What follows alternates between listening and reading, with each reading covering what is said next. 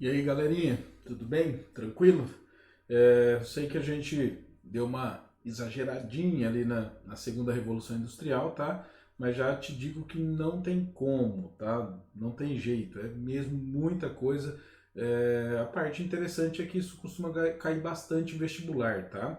Essa parte também da terceira Revolução Industrial é bastante importante, né? Então, sempre que você tenta buscar lá nos temas que mais caem no vestibular, você vai achar sobre economia, né, trabalho, industrialização e tudo mais. Esse aqui é o pacote completo, tá? Por isso, então, a gente acaba gastando tanto tempo assim para trabalhar isso, que é para tentar bloquear, digamos assim, qualquer buraco que possa ocorrer, tá? Então, ó, essa é a terceira revolução industrial, tá? A terceira revolução industrial, ela vai trazer muitas coisas diferentes, né? Por quê? Porque ela é a ideia de que você melhorou tanto a sua máquina, né, que agora só falta ela pensar. Se você imaginar, isso aqui, ó, é um computador lá na década de 50, 60, né? Isso não tem dois, três computadores aí não, é um só, tá? Ou seja, o computador era uma coisa quase inimaginável, né? Se você já assistiu aquele filme lá, O Jogo da Imitação, recomendo demais, lindo filme, né? Você vai entender como que é a síntese, na verdade o início da computação. É uma coisa muito complexa, que hoje a gente transformou em uma coisa muito normal, corriqueira, né? Então, exatamente é sobre isso que a gente vai mencionar, a gente vai trabalhar. É como a aparição do computador junto com as máquinas vai gerar essa automação, essa robotização, tá? Antes de mais nada, tire da sua cabeça a ideia da robotização, tipo um robozinho mesmo, tá? Né? Tipo R2D2. Então, simplesmente, a gente vai ter principalmente os braços robóticos, né? A globalização é a grande marca da nossa atualidade, mas ela é uma globalização real, tá? Porque a globalização ela tem no mínimo dois conceitos. O primeiro, que é o mais abrangente, que seria mesmo de você manter relações globais, tá? Isso ocorre já há bastante tempo, isso não é novidade, isso não é da década de 70. O que vai acontecer então a partir da década de 70 que a gente vai criar uma nova ideia de globalização? Seria a globalização que o globo, o planeta todo, está realmente ao seu alcance. Ah, meu alcance nada, não consigo viajar, sei lá, queria ir para Tailândia, então posso ir? Então, pode ser que você não consiga realmente ir, né, comprar passagem e tal, e ir. Uma primeira classezinha para Tailândia vai bater aí uns US$ 30.000, né? Então, logicamente que é muito caro. Mas, enfim, o que você consegue fazer hoje? Você consegue ter acesso, né? Talvez não fisicamente, mas virtualmente sim, você consegue pesquisar, você consegue saber tudo da Tailândia, fazer uma pesquisa profunda, guiar, criar guias de viagens, né? Enfim, você consegue fazer muita coisa. E essa é a primeira vez na história da humanidade que isso é possível. Então a globalização está principalmente relacionada com essa característica. Tipo assim, eu posso não ir para a Tailândia, mas eu consigo comprar um produto de lá? Sim, consigo. Né? A gente compra coisas da China o tempo todo e é um fluxo que é bastante normal. Então não existe mais aquele empecilho, aquela coisa doida, né?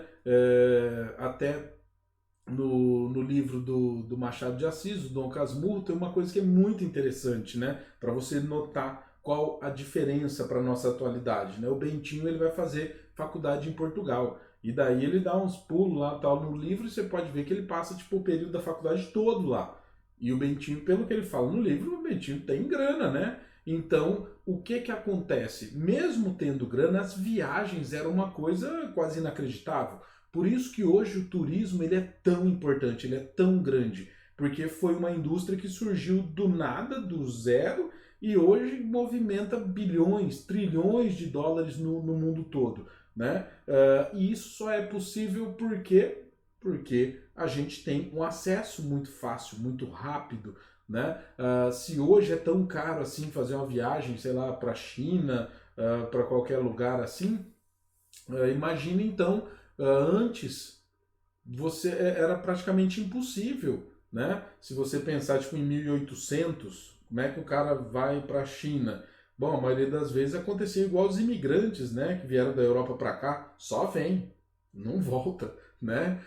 Então essa é uma grande característica da nossa atualidade. Então a globalização, o contato real mesmo do mundo, talvez físico ou então virtual, né? Ou seja, material e imaterial, hoje ele é muito mais fácil, muito mais prático, muito mais acessível, né? Uma outra questão que faz parte da nossa realidade são os blocos econômicos, os chamados polos econômicos de poder, né? Porque o mundo está dividido entre os blocos econômicos e as suas influências. Então, logicamente que essa divisão também não era uma realidade assim tão forte, por exemplo, na segunda Revolução Industrial. Não existia muito isso. Não, mas os blocos econômicos, a União Europeia, o início dela é lá no período da segunda Revolução Industrial.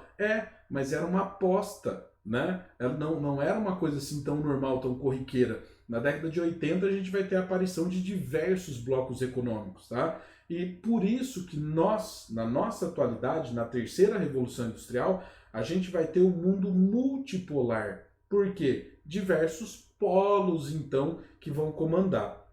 A gente tinha um mundo bipolar, cai um dos polos e a gente fica no mundo multi. No mundo multi, porque a globalização vai fazer isso mesmo, ela vai conectar toda a nossa cadeia, a nossa rede de produção. Por isso, quando existe uma crise econômica em um país, vai chegar em todos os outros. Se vai chegar muito forte, menos, tal, depende do nível de relação e quais os setores que estão sendo atingidos para que aquele país sinta ali o baque, né? Essa transformação. Beleza? Então, ó, uma das grandes imagens do nosso período é exatamente esse, uma fábrica robotizada, né? Então, note isso, né? O homem saiu da fábrica. Na verdade, o homem ele não é mais uma coisa interessante na fábrica, porque o que a gente nota é o seguinte, as cagadas e tudo mais que o homem faz, a máquina não faz. Né? A máquina não torce para um time que pode perder o campeonato, o cara ficar revoltado, né? Não tem carnaval para a máquina ficar de ressaca, não ir trabalhar, ela não fica doente, né? Parente não passa mal, né? Ela não tem filho que precisa de alguma coisa, de alguma ajuda, o filho ficou doente, vai buscar na escola, não tem nada disso. Então, atualmente, na nossa produção, a máquina, a robotização é cada vez maior e mais forte. É uma tendência que não vai ser alterada, tá? Ela só vai ser amplificada. Por isso que você precisa estudar tanto, porque a nossa tendência é do fim dos empregos, tá? Se você não for muito essencial, fundamental dentro da sua função, você vai ser substituído por um aplicativo, por um braço robótico desse, né? Então essa é a nossa atualidade. E como a gente chega nisso? Bom, emendando com a nossa historiazinha da segunda Revolução Industrial, a gente tem aí, né, na década de 70, começando a ocorrer um conflito muito intenso, que é principalmente com a ideia do governo cobrar impostos, né, para gerar serviços. As fábricas não querem mais isso, porque elas precisam fazer o chamado reinvestimento, né? O que vem a ser o reinvestimento? Você pegar parte do seu lucro e ao invés de você pegar para você sendo o dono da fábrica, você reinveste nela. Por exemplo, você vai lá e compra mais braços robóticos daquele, né? Por quê? Porque isso vai aumentar a sua produção, aumentar a sua eficiência, né? E vai melhorar o seu nível de concorrência. E isso pode, então, te proteger de uma possível falência, beleza? A gente tem aqui, ó, um quadrinho que é extremamente importante que você entenda, que dentro desse período a gente vai ter a passagem das multinacionais para transnacional, né? eu fiz questão aí de colocar esse quadrinho comparativo para que você entenda uma coisa muito simples. Não existe essa de empresa multinacional hoje, né, e de empresa transnacional. Não, não. Apague isso da sua cabeça. Se o cara falar multinacional hoje, ele errou, ele está errado. Né? Se você ouvir, por exemplo, jornalistas e tudo mais, é que eles gostam de utilizar o termo que o povão domina mais. Mas é errado. Então, hoje a gente tem transnacionais, mas vamos às características. Então, olha só. Multinacionais. Preservam sua estrutura de sede e afiliadas, centralizam o capital. O que isso quer dizer? Isso quer dizer que você vai ter a matriz manda em todas as filiais e as filiais vão pegar o dinheiro, né, o lucro, e vão mandar para a matriz, tá bom? Outra característica, centralizam decisões, pouca autonomia para subsidiárias. O que vem a ser isso? Isso é exatamente o que eu tinha dito. Eles tomam a decisão e mandam as filiais fazerem. Tipo assim, independente de onde é a filial. Imagine tipo a Coca-Cola. Né? A Coca-Cola do Brasil, da América Latina inteira, faria o que a norte-americana mandasse. E já era. Na Europa também, né? Não tinha dessa. Uma coisa que é interessante é que até os diretores, antigamente, eles eram, por exemplo, no Brasil era um norte-americano, o cara que falava um português que você percebeu alguma coisa estranha. Falando, não, mas tipo, deve ser um norte-americano que já mora no Brasil há muito tempo. Era exatamente isso, né? Então, tipo assim, não havia aquela confiança no país. Você sempre tinha que ter um cara lá da sua origem, né, para você, tipo, entregar mesmo de boa na mão do cara. O produto em geral não varia de país para país. É uma linha de produção e já era, né? O cara ia produzir ali aqueles automóveis, aqueles produtos, aqueles refrigerantes, não tinha variação. Beleza, o que vai acontecer? Pós-década de 70, e acredito eu que nesse ponto aí a internet é crucial, a gente vai ter uma transformação muito interessante. Agora, a matriz consegue controlar remotamente a sua filial. Então, o que ela pode fazer? Ela pode dar mais liberdade, né? Então, olha só as transnacionais. Nas transnacionais, ó, tem uma estrutura mais dispersa, pulverizam o capital acionário, principalmente porque você pode ver, tipo assim, ó, quem domina, quem é o dono da Coca-Cola? É uma família? São duas famílias? 5 sócios? Não, na verdade é um conglomerado. Então você tem o seguinte, muitos investidores que compram ações, né? E daí tem-se uma diretoria e aí eles vão eleger, eles que vão procurar, buscar quem vai ser o diretor geral ou coisas do tipo. Se esse cara não estiver correspondendo, os acionistas eles vão reagir logicamente, né? A valorização ou desvalorização da empresa vai ser um dos maiores indicadores e aí eles vão lá e tiram o cara, trocam, né? Conferem mais autonomia às suas filiais. Nisso aqui a gente tem vários casos, né? Por exemplo, a Coca-Cola do Brasil tinha refrigerante que ela produzia só aqui no Brasil, né? Aquela água cristal da Coca-Cola só é vendida, só é produzida aqui no Brasil e alguns outros países aqui da América Latina, mas, por exemplo, nos Estados Unidos não tem, não é a mesma, né? A gente tem outros casos, por exemplo, das montadoras de automóveis, que elas vendem um tipo de automóvel aqui no Brasil e tipo não vende em outros países, né? Por exemplo, nos Estados Unidos, a Toyota vende o Corolla como carro de entrada, né? Aqui no Brasil, top, né? Ou seja, você vai ter então essas transnacionais acompanhando o movimento de cada mercado consumidor. E principalmente a gente vai ter, digamos assim, a tomada de atitudes, de ações, eles só tipo, enviam lá para a matriz. A matriz pode chegar e falar, não, isso aí acho que está meio errado, hein? Né? Mas eles dão então a maior liberdade. Você acaba criando produtos, né? Partes de produtos que podem ser atreladas depois a outras filiais, né? Ou seja, ela é muito mais complexa e dinâmica. Ela entende melhor o mercado de cada país, né? Podem adaptar o produto às peculiaridades de outros países. Isso aqui é muito interessante, por exemplo, quando a gente pega o McDonald's, né? O McDonald's ele tem algumas adaptações. Por exemplo, no México você tem lanches que tem muito mais pimenta, por exemplo, que no Brasil, né? O brasileiro não dá conta de comer pimenta, não gosta, né? Agora os mexicanos gostam muito, então eles criam essas adaptações. Tipo, nos Estados Unidos tem café da manhã e tudo completo.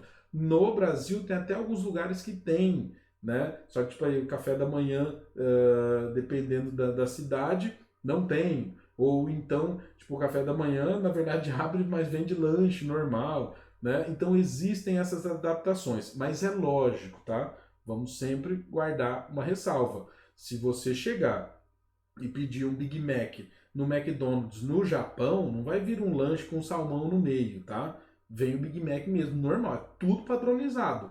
Mas eles criam então algumas alterações para acompanhar aquele mercado, né? E o que é interessante? O interessante é que a gente vai ter no meio desse processo o seguinte: quem não conseguiu se adaptar a essa nova realidade das transnacionais vai acabar falindo, né?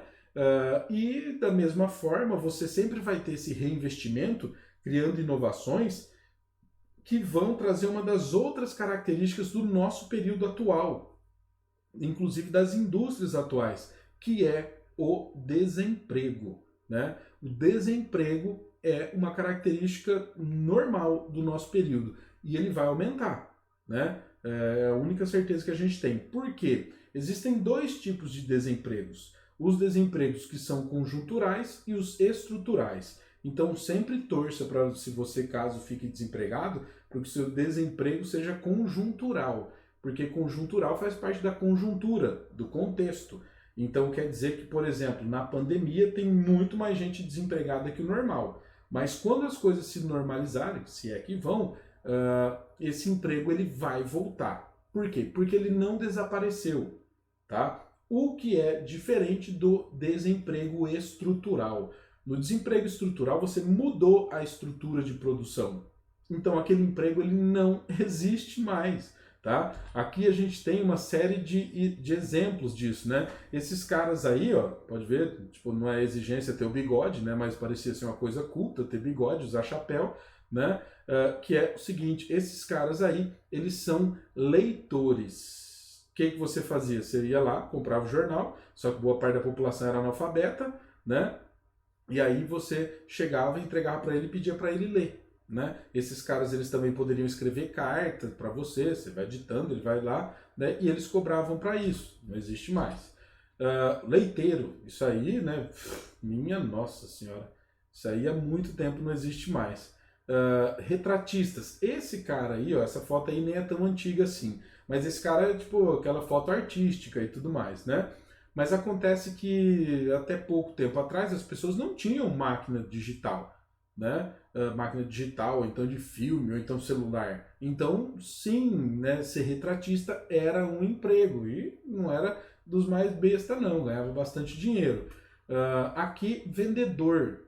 Vendedor tem hoje, mas então, o vendedor hoje ele vende no mercado. Não tem mais vendedor que passa de porta em porta, de casa em casa.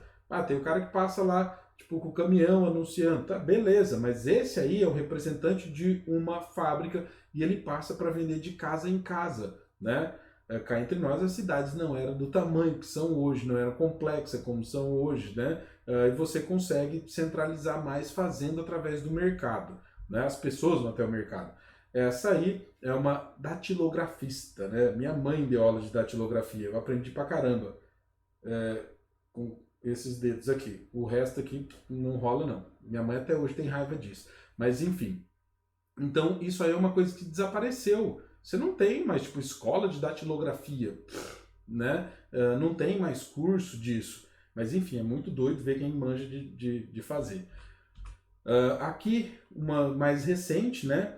Que é a telefonista. As telefonistas desapareceram. Hoje você coloca o computador, ele faz milhões dessas conexões aí, né, automaticamente, porque antigamente você tirava o telefone do gancho, a telefonista atendia e ela perguntava com quem você quer falar. Você falava o nome, o número da pessoa, ela conectava, né?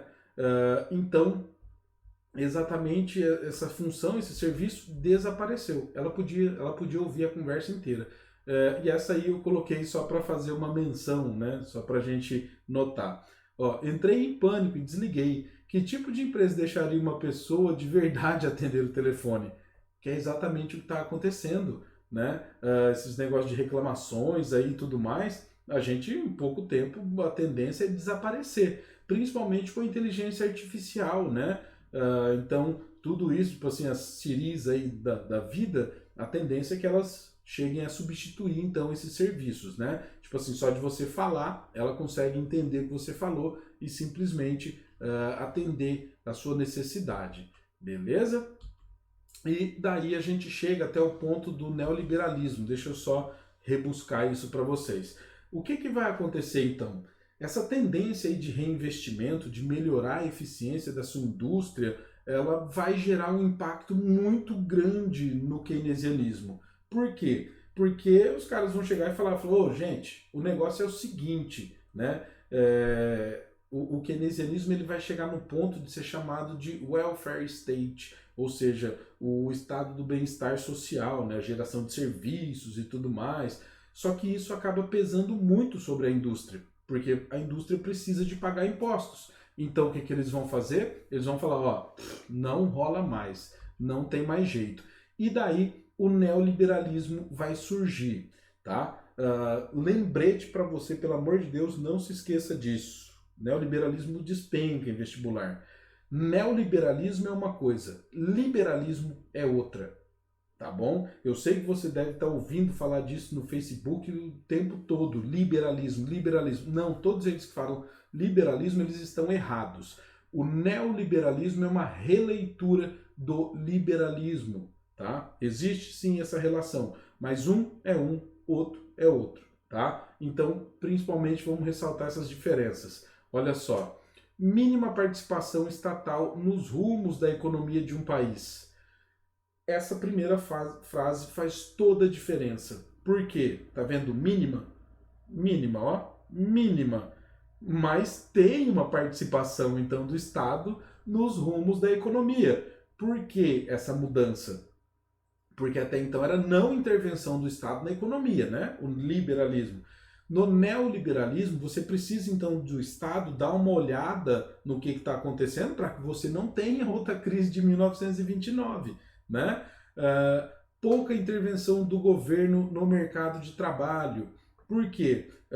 Porque se o governo ficar criando muitos direitos trabalhistas, tudo isso vai deixar mais caro, né? Não, mas isso é bom para o trabalhador. Para o trabalhador? É. Para o dono da fábrica? Não, né? Um detalhezinho para você. Atualmente, a gente tem ouvido falar bastante da reforma trabalhista e tudo mais, e os caras usam o termo flexibilização. Falou em flexibilização, mano, ó, você tá lascado. Sabe por quê? Vou só te dar uma ideia. Tipo assim, putz, mas eu tenho que pagar meu trabalhador com dinheiro? É assim que o mundo gira, né? Fala, não, vamos flexibilizar isso. Ou seja, vamos trocar isso por outra coisa. Você fala, putz, mas como é que vai fazer isso? Você já ouviu falar do banco de hora? O banco de hora é a flexibilização do pagamento do trabalhador, né? Ou seja, vamos criar uma alternativa, ao invés de eu te pagar dinheiro, eu vou te dar tempo. Como assim tempo? O banco de hora é o seguinte, quem trabalha a mais, quem faz hora extra, ganha depois mais tempo para poder ficar em casa, para tirar de férias e coisas do tipo. Fala, não, gente, vocês não estão entendendo. Não adianta eu ficar em casa se eu não tiver dinheiro, né? Então, essa é a flexibilização aí das leis trabalhistas. Se o mercado entra se o Estado, desculpa, entra entre a fábrica e o trabalhador, o Estado vai proteger o trabalhador, né? Essa é a tendência. Porque quem dos dois é mais fraco? O trabalhador, infinitas vezes, né? Então, mais um, ó, política de privatização de empresas estatais. Esse é um marco muito importante que você não pode se confundir. Por que existem as estatais? Porque a gente passou pelo período keynesiano, né? Como é que o Estado ia conseguir gerar diversos serviços e tudo mais? Então, durante esse período aí de 29 para frente, você bem pode ver que no Brasil o Getúlio Vargas vai criar diversas empresas, né? e assim por diante. Por quê? É o período, né? É o momento. O Estado tem que entrar no meio lá e criar um monte de emprego. Agora, aqui no neoliberalismo, ele vai se desfazer disso. Por isso, o liberalismo econômico não tem privatizações, tá bom? Guarde muito bem essa ideia, porque muita gente se confunde. Então, no liberalismo econômico não tem privatização. No neoliberalismo econômico tem. Por quê? Porque o keynesianismo, antes do neoliberalismo, criou principalmente as estatais. Beleza? Abertura da economia para a entrada de multinacionais. Esse aqui vai ser um dos motes aí mais fortes do neoliberalismo, né? Então, essa ideia de você reduzir taxas, de você abrir a sua economia, né, sempre vai ser uma ideia do neoliberalismo. Aqui eu faço uma ressalva para você. Isso é muito importante, muito interessante para os países desenvolvidos, né? Você pega qualquer outra economia, você sabe que a sua indústria é mais forte, mais preparada, né? Ela vai falir as empresas do outro país. Então, por isso que o neoliberalismo é sim uma ideia dos países desenvolvidos, lógico. Por incrível que pareça, um dos defensores iniciais do neoliberalismo é o Chile, tá entre os primeiros defensores. Aqui, ó, a adoção de medidas contra o protecionismo econômico. Então, tipo assim, se alguém impuser alguma medida protecionista, subir algumas taxas, os outros países também vão fazer a mesma coisa como resposta, tá? Desburocratização do Estado, leis e regras econômicas mais simplificadas para facilitar o funcionamento das atividades econômicas. Talvez esse aí seja o que eu consiga concordar sem nenhuma ressalva. Esse é bom, em todos os sentidos. Deixar o negócio mais enxuto e mais rápido, né? Aumento da produção como objetivo básico para atingir o desenvolvimento econômico. Então, o neoliberalismo está muito conectado com a produção industrial. Tudo que for facilitar o aumento da produção, bom. Uma ressalva aqui só para vocês, ó, principalmente em torno dos debates aí eleitorais e atuais também. Para o Brasil, o neoliberalismo seria o melhor caminho? Primeira coisa que você precisa se perguntar é: o Brasil tem a mesma estrutura dos países que adotam o neoliberalismo abertamente? Aí que está o grande problema, né? O neoliberalismo ele é muito bom nos países desenvolvidos, porque existe uma coisa que faz toda a diferença. Se chama poder real de compra. O que é poder real de compra? É com um X de dinheiro, o norte-americano compra tantas coisas. Com o mesmo X de dinheiro, o brasileiro não consegue comprar aquele mesmo tanto de coisa. Por isso, aqui no Brasil, a gente tem muitos miseráveis, tá? E, isso não é opinião minha, tá bom? São estudos. O neoliberalismo em um país como o Brasil, ele vai fazer o seguinte: em um primeiro momento, a economia sobe. Só que a grande característica vai ser o aumento da concentração de renda, né? O aumento da concentração, então, de poder das pessoas que já têm mais aqui no Brasil. E isso, para o nosso país, não é tão interessante. Então, digamos assim, ó, o Brasil precisa passar por uma fase de melhora até chegar a um ponto de pensar no neoliberalismo mesmo.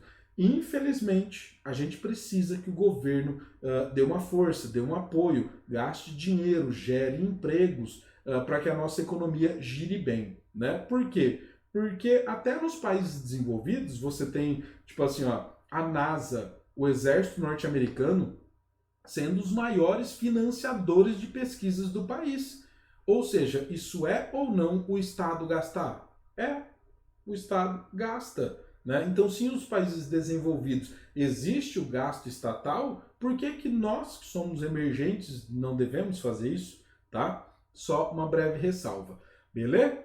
E daí a gente chega até algumas questões que são cruciais, como a financiarização da economia. O que vem a ser, só queria checar, o que vem a ser a financiarização da economia? A gente já até comentou sobre isso, mas a financiarização da economia é o seguinte: os analistas, eles principalmente vão chegar à conclusão de que para você manter a economia de um país saudável, é importantíssimo ela girar. E você só tem o giro com o consumo. Fala, beleza, mas daí eu vou ter que pagar mais para o meu trabalhador e isso vai acabar travando. Fala, não, força ele a comprar mais. Fala, mas como que eu vou fazer ele comprar mais? Fala, faz ele comprar sem ter dinheiro. Fala, como que eu vou fazer isso? Muito simples. Por exemplo, cartão de crédito. Né? Cartão de crédito é isso. Você gasta o dinheiro sem nem ter recebido ele. Então, o dinheiro que você vai receber futuramente, ele já foi gasto. Então, essa financiarização da economia faz toda a diferença no mundo atual. Se fosse para todo mundo pagar suas dívidas hoje, agora, a economia mundial quebraria. Sabe principalmente por quê? Um dos caras que menos tem possibilidade de devolver o dinheiro no exato momento são os bancos. O banco não tem dinheiro, ele não investe dinheiro dele, ele ganha dinheiro com o seu dinheiro. Você deu o dinheiro para ele e ele investe o dinheiro, ele dá dinheiro emprestado para os outros e tudo mais, né? É assim que ele ganha dinheiro, ele nem se arrisca, né? E daí a gente tem a internet, né, dentro da globalização, essa questão de a globalização é para todos? Não, ela não é para todos, tá? E principalmente o Milton Santos tem um conceito muito interessante que são os espaços opacos e os espaços luminosos, que essa imagem define muito bem. O que que essa imagem mostra para a gente? Essa imagem mostra, por exemplo, que os países desenvolvidos, né, os emergentes também, olha só que bonitinho, né? Olha aqui, o Japão, ó, bonitão, dá para ver ele inteiro quase, né? A Europa, coisa linda, principalmente o Nordeste norte-americano, ó, dá para ver muito bem, né? E o Canadá? Pô, o Canadá aqui no norte não tem ninguém não, ó. É só aqui, só no limite com os Estados Unidos, muito frio. O que que vem a ser isso? Essa ideia é a seguinte: o Milton Santos viu uma imagem de satélite dessa à noite, né? Isso é uma imagem do planeta Terra à noite, toda montadinha, perfeitinha, e ele chegou a uma conclusão: os espaços iluminados são os espaços da globalização. Eles estão inseridos na globalização, eles que mandam nela, eles que fazem parte dela, né? Os espaços escuros, não, os opacos, não. Peraí, então quer dizer que essa região aqui, ó, tipo o norte do Brasil, Venezuela, Bolívia, não? Não, não. Prova melhor que isso é que tá tudo escuro. A África, ó, cadê o Congo aqui? Cadê? Não tem luz aqui? Não, eles não estão inclusos na globalização, né? Falei, esses caras aqui não estão? Esses aqui estão. É que isso aqui é deserto, tá bom? A Austrália não tá? A Austrália tá, mas é que boa parte da Austrália é mesmo vazia, porque tem grandes desertos lá, né? Então esses caras aí, os iluminados, mandam na globalização, beleza? E daí, pra gente quebrar agora o toyotismo, tá bom? Eu até coloquei aí um slide à parte, esse aí eu fiz, eu nem roubei. O que que vem a ser o toyotismo? O toyotismo é o modelo de produção industrial da nossa atualidade, tá? Se você já deu uma cansada e tudo mais, pause e volta a assistir esse vídeo depois de novo a partir daqui, que esse vale a pena. Esse é um capítulo à parte do vestibular, tá? Então, senhores, o toyotismo ele vai ser iniciado no Japão na década de 50, né? Taishi Ohno, Shinjeo Shingo, ó, e Eiji Toyoda. Esses dois primeiros são engenheiros. O Eiji Toyoda é o tiozinho aí do canto, né? O meu tá espelhado, né? O tiozinho do canto. Então acontece o seguinte: simplesmente o Eiji Toyoda, a família dele vai ter uma tecelagem, né? O pai dele, que vai ter como nome Toyota. E daí ele vai criar a empresa dele, que é uma de carros. E daí ele não vai pôr o mesmo nome, né? Ele pega e troca uma letra só. Ele coloca Toyota, né? Então o Eiji Toyoda é o fundador da Toyota. E acontece uma coisa muito interessante. Ele vai fazer uma visita aos Estados Unidos e visita uma fábrica da Ford. E vê tudo aquilo lá e fica, boquiaberto. Primeira ideia que ele bate o olho e fala assim: no Japão, eu não consigo fazer isso nunca. Nem a pau. Impossível eu fazer isso, né? Então, o que ele vai fazer? Ele simplesmente vai criar possibilidades para que ele consiga produzir o mesmo tanto que a Ford, por exemplo, mas lá no Japão. Então, olha só que loucura que vem a ser o toyotismo, que é o nosso modo atual de produção. Dentro do toyotismo existe a terceirização. O que é terceirização? É você contratar alguém para fazer uma parte do seu produto, né? Ou então te ajudar na produção. Você pode contratar então uma empresa para trabalhar dentro da sua indústria, ou então você contrata a empresa para fazer uma parte lá aleatória. Pense assim, ó, para fazer um Corolla, tipo, os faróis eu não faço, tipo, não sou especializado. Eu contrato uma fábrica que só faça faróis para fazer farol para mim. Então daí você vai ter o contrato, a quantidade, tudo mais. Caso dê alguma crise, você só liga para os caras e fala assim, ó, vem cá, ao invés de me mandar 10 mil pares de faróis, você, no próximo mês me manda 5 mil. Ele vai sofrer algum processo trabalhista, alguma coisa? Demitiu alguém? Não. Entendeu? É uma jogada ótima. Áreas que são terceirizadas dentro das fábricas, normalmente segurança, limpeza e alimentação, né? Por quê? Você já pensou, tipo, que nem a Marilã, o que ela manja de segurança? Vai fazer teste lá com segurança e tudo mais? Então ela não faz, ela contrata uma empresa de segurança, tá? Essa imagem eu coloquei só porque é sensacional, né? Você contrata o Sonic para pegar o Papaléguas. Ó, top. Beleza? Então é isso. Tipo, você contratar alguém para fazer o serviço que na maioria das vezes ele vai fazer melhor que você, porque você não entende, né? Então, aqui mais um, ó. Relocalização. Tá certo e tá grifado aí como errado? Enfim. Relocalização de unidades produtoras. O que vem a ser isso? Bom, as unidades produtoras, elas serão suas fábricas. E aí eu coloquei essa imagem que eu não preciso te dizer quase nada. São os tigres asiáticos. Como que os tigres asiáticos se desenvolveram?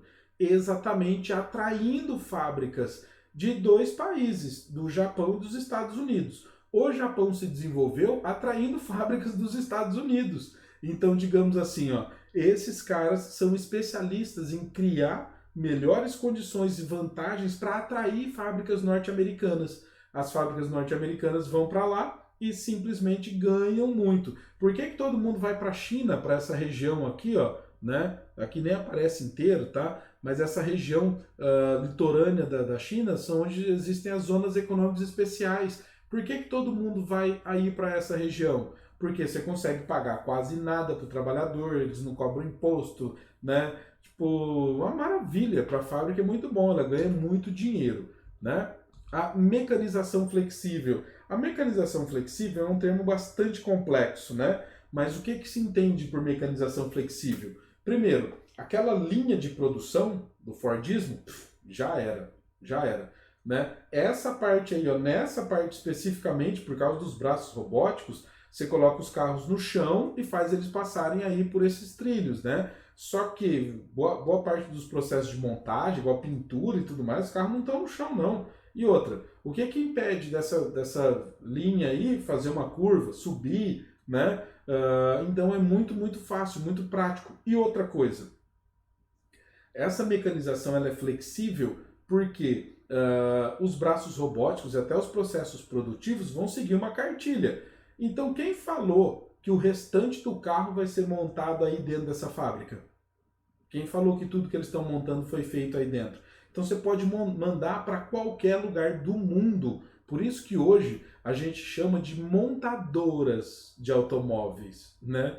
Porque não é uma fábrica? Não é uma fábrica. Eles não fabricam quase nada, eles só montam, eles só juntam então as peças, beleza? A outra, redução de estoque, né? O chamado just in time. Só voltar aqui, ó, o toyotismo também pode ser chamado de just in time, modelo just in time de produção. Por quê? Porque o just in time, ele é uma coisa que só vai ser possível de acontecer atualmente, que é o seguinte, just in time quer dizer, tipo, em cima da hora, tipo, ali, no momento, agora, né? Por quê? Porque eu não preciso agora manter um estoque imenso de peças, de coisas. Porque, na verdade, agora o meu sistema de transporte, lembra da compressão espaço-temporal, ele atingiu um ponto, um limite tão interessante que eu não preciso ter tudo guardado. Na verdade, boa parte das fábricas tem estoque para produção de um dia. Então, tipo assim, ó, se ficar 2 dias sem receber peça, ela para de funcionar. Fala, minha nossa, mas os caras vão arriscar isso? Não, para eles não é nem arriscar. Tem um dia a mais? Nossa, tá de bom tamanho. Por quê? Tipo, eles não vão pedir Sedex, tá ligado? Só o Sedex que atrasa. Essas fábricas de entregas de peça, elas são contratadas também. Atrasou, corta o contrato. Já era, né? Só no Brasil que isso não é tão eficiente assim. As coisas atrasam e, não, atrasou mesmo, né? Não, tipo, nos Estados Unidos, em vários e vários outros países, dá uma multa violenta, né? É rescisão de contrato, né? Então não pode atrasar nunca. Então esse método de produção just in time transformou tudo. Quando eu era criança, nem faz tanto tempo assim, aconteceu uma coisa muito interessante que eu não sabia entender o porquê. Que era o seguinte, eu ia no mercado, né? Tipo, em casa eu via a propaganda da Coca-Cola, aí a Coca com o ursinho lá, a árvore de Natal, né? E aí, tipo, quando eu ia comprar o refrigerante, meu, nunca tomei no Natal uma Coca-Cola que tinha o ursinho da Coca-Cola e a árvore de Natal. Eu ia tomar esse cacete dessa Coca-Cola só lá no carnaval. Né? E depois você estava no meio do inverno, você começava a ver garrafa da Coca-Cola do carnaval. Falei, mano, esses caras são muito tontos, eles são muito atrasados. Não, não é. Sabe o que que é? É que o mercado comprava um caminhão de Coca-Cola antes do Natal. Um caminhão de Coca-Cola antes da virada do Ano Novo, né? Se eu tô falando um caminhão, leia-se, tá? Alguns caminhões, né? Tipo assim, um mercado igual o Tausch e tudo mais, compraria, minha nossa, um absurdo de Coca-Cola. Então, o mercado, ele sempre tinha uma área de estoque que era do tamanho do mercado para maior que isso. Por quê? Porque você tinha, principalmente, um outro contexto. Aqui, no caso do Brasil, a inflação era imensa. Então, se o cara guardasse aquela Coca-Cola, a única certeza que ele tem é que um mês para frente ela ia estar muito mais cara. Então, ele ganhou dinheiro estocando o produto. Entendeu? Agora, hoje não. Hoje não. Hoje, se ao invés dele gastar um monte de dinheiro no estoque, se ele investir o dinheiro dele na bolsa, por exemplo, ele vai ganhar mais dinheiro, tá? Então hoje o método just in time é muito mais interessante. Corte de todo e qualquer desperdício. Bom, isso aí é uma busca constante, né? A gente tem... desculpa, atropelei. Pensei que tinha alguma imagem disso. Redução de funcionários, né? A redução de funcionários é o seguinte, você só vai contratar pessoas para a parte que elas são extremamente importantes, são impossíveis de serem substituídas, né? Fiquem de olho, tá? Atendentes e tudo mais, a tendência é desaparecer. Uma coisa que a gente vai ver desaparecer, a gente vai assistir junto desaparecer, é o caixa do mercado, sabe? A pessoa que, né, depois fala para você quanto que deu, passa o seu cartão, né? Esse serviço ele é tão patético quanto você ir ao banco e para sacar dinheiro, você ter que ir lá dentro sacar dinheiro, né? Eu sou de uma geração em que não existia a máquina, o caixa rápido. Você tinha que ir todas as vezes lá sacar. E daí, tipo, às vezes a gente pensa nisso e fala assim, nossa, mas como é idiota, mano, não tinha o caixa rápido? Não, não tinha. Agora pense, quando você for explicar, sei lá, pro seu neto, pro seu bisneto, que no mercado antigamente tinha uma pessoa que pegava o código de barra e mostrava para um leitor, fazia isso com a sua compra inteira e depois ela falava para você quanto que deu. E aí depois ela colocava o cartão e você digitava a sua senha. Falei, putz, mas você não sabe fazer isso? Você não consegue? Então, hoje parece simples. Antigamente não era tão simples assim. Ou seja, essa é uma das coisas que pode não, que vai mudar muito rápido, né? A gente tem também a competitividade entre os setores da indústria. Esse negócio de aumentar a produtividade não só em um setor, mas tipo, esse setor aumentou, então esse setor tem que acompanhar, esse aqui tem que acompanhar, tem prêmio para o melhor setor, enfim, né, coisas do toyotismo. e o controle de qualidade em todas as etapas de produção. Aí a gente tem esse cartão que é o cartão Kanban. Eu peguei só um exemplo para você notar. É o seguinte, dentro de uma fábrica funciona da seguinte forma: cada setor vai ter isso aqui, né? Os que tem a fazer, o que está fazendo e o que está pronto. E aí ela vai despachando para os outros setores. Acontece que cada setor da fábrica vai ter, digamos assim, os seus carimbinhos ali, né? Tipo, já viu o carro quando vem com os adesivos? Tem um monte de adesivo de cor diferente e tudo mais. É esse processo aí produtivo. Então você tem uma checagem em cada uma dessas partes. Por quê? Porque dentro do toyotismo a qualidade é fundamental. Você não pode comprar uma coisa e tipo, ela dá pau. Porque a gente sabe muito bem o que a gente faz. A gente não compra mais. E eles não querem perder o cliente assim, né? Sobre o Brasil dentro desse período. O Brasil vai ter alcançado então a terceira revolução industrial na década de 90, né? Só que ele vai ter mais custos para obtenção, beleza? Mas a gente vai falar ainda disso. Senhores, tchau, tchau. Beijão para vocês. Essa imagem é só para relacionar o seguinte: essa é a nossa industrialização atual, uma coisa, digamos assim, mais humanizada, né? Uma coisa mais plausível de toque, de sensibilidade, beleza? Então, gente, nossa, essa partezinha não era para ter aparecido. Beijão para vocês, bons estudos aí, até mais. Tchau, tchau, falou!